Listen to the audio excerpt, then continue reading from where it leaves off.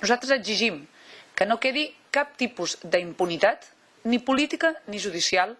al voltant del cas Palau o al voltant dels cas Pretòria, dos casos de gravíssima corrupció que estan afectant a diferents partits polítics, al PSC o a Convergència Democràtica. Jo crec que el senyor Artur Mas hauria de donar explicacions. Hauria de donar explicacions de per què aquests convenis no estan justificats, de per què l'Oficina Antifrau de Catalunya justifica, a més, que aquestes accions d'aquests convenis no s'han complert i, a més, hauria de donar explicacions de com l'Oficina Antifrau troba que hi ha dubtes raonables en un presumpte finançament irregular de Convergència Democràtica de Catalunya. Considerem que aquest informe és molt dur, és molt contundent i, per tant, demanem que se'n derivin conseqüències jurídiques i conseqüències polítiques de l'abast d'aquest informe.